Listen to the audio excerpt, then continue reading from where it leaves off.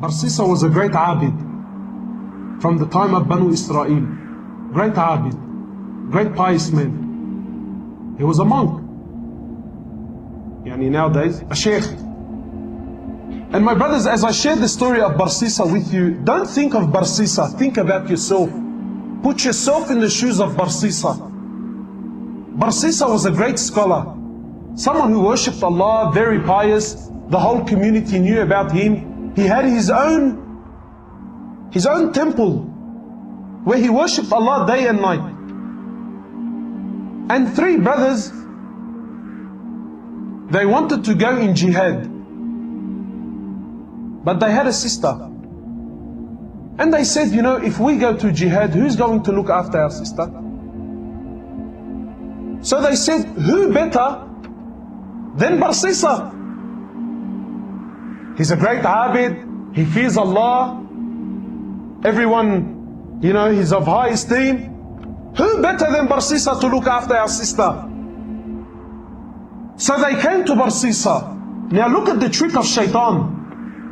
Look where it starts, my brother. They came to Barsisa and said, Barsisa, we want to go for jihad, and we're wondering, can you look after our sister? So Barsisa immediately says, he says, A'udhu billahi minash shaitanir rajim. This is shaitan. No way. So the men were disappointed and they left. Then shaitan came to Barsisa. He's not shaitan. Today he's our sheikh. So we'll call him Sheikh Shaitan. So Sheikh Shaitan came to Barsisa and said, Barsisa, brother, what are you doing? These men, they want to go for jihad.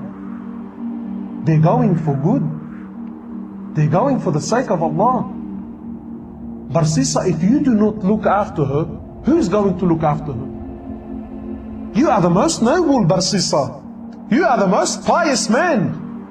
If they leave her with someone else, what do you think will happen? So Barsisa says, maybe I should look after her for the sake of Allah, for the sake that these brothers. Look at the trick of shaitan. When shaitan knocks on your door, shaitan does not want you to open it fully.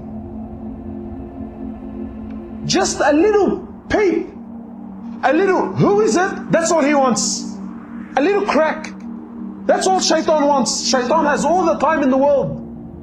Shaitan wants a little crack. So he calls the brothers back. He says, listen, for the sake of Allah, I will look after your sister, but she will not stay with me. Barsisa was a man who feared Allah. He was a genuine man who feared Allah, my brothers. Now I want you to think about yourself and relate this story to your life. He says, I will not keep your sister with me. She will stay in the house I have at the back of my temple. She will stay there and I will stay here. The brothers agreed. Said, no problem. The brothers went to jihad. And Barsisa would cook some food for her and put the food outside his door and make her come out from her house, come all the way, grab her food and go back. Look how much he feared Allah. But what happened? He already opened the door. So this happened for some time, and shaitan has plenty of time on his hands. No problem. Take your time, brother. Take your time. Until eventually shaitan comes to Barsisa. He says, Barsisa, don't you know that when you put the food outside, she has to come from her house, walk all the way to grab her food? And this is a fitna. People can see her. People can see her. I think you should put the food on her doorstep. Makes logic sense? So Barsisa cooks her food, goes to her door, knocks on her door and comes back. After some time, Barsisa, Sheikh Shaitan says to Barsisa, she still has to open her door. the food inside the house. So this happened for some time, and the brothers took long. Now Shaitan says to Barsisa, he says, Barsisa, you know, it's been a long time. This woman has no one to talk to, no friend, nobody to socialize. Maybe you should talk to her. Otherwise she will go outside and, Allahu Alam, cause fitna outside. For the sake of Allah, not for, no, brother, for the sake of Allah. So Barsisa now, he goes to the house. Look, he still fears Allah. From outside the house, he's talking to her, shouting, and she can't hear him properly. And after some time, Shaitan says, Barsisa, why are you embarrassing yourself? You're screaming and shouting. Go inside the house and speak to her there. My brothers, after some time, he started speaking to her inside the house. What was a little conversation became a longer one. After talking, now he wants to see. After seeing, he now started to touch. And after touching, the great Barsisa committed zina. How many of us, maybe we have not committed zina, but we fell in the same footsteps of Barsisa. Now he's committed zina. She falls pregnant. She gives birth to a baby boy. And Shaitan now comes to Barsisa, says, Barsisa, bro, if the brothers come back and see this young boy, and you were the one who was responsible for looking after him, how will you explain the boy? Now he's worried. He says, what do I do? He says, Barsisa, you have to kill the boy. You have to get rid of the evidence. So Barsisa kills the boy. What do we have now? Zina and murder. After some time, Sheikh comes back. Says, Barsisa, do you really think she's going to keep quiet about what happened? Do you really think she's not going to tell her brothers about what took place here? He says, what do I do? Kill her too? Zina and double murder. The brothers come back. Barsisa, where is our sister? He says to them, Inna lillahi wa inna ilayhi raji'un. Your sister, she became very ill, and Allah took her life. Barsisa is a great abid, big sheikh.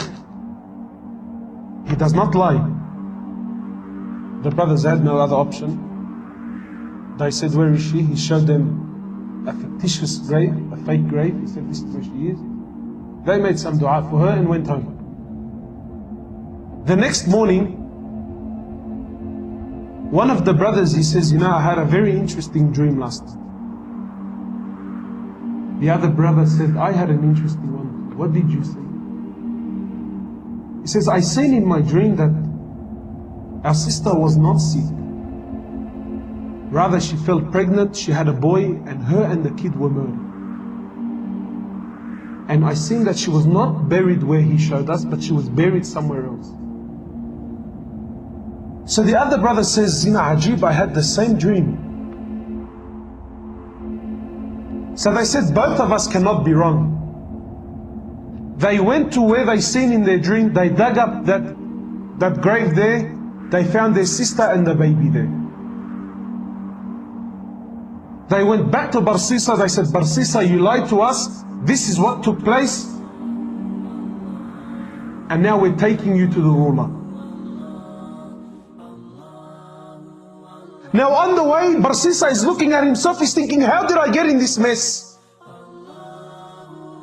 Zina, double murder, and now I'm going to be executed.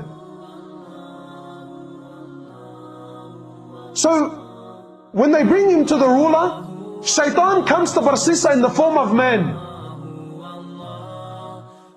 He says, Barsisa, do you know who I am? He says, no. He says, Barsisa, I am shaitan. And I am the one who caused you all this mess.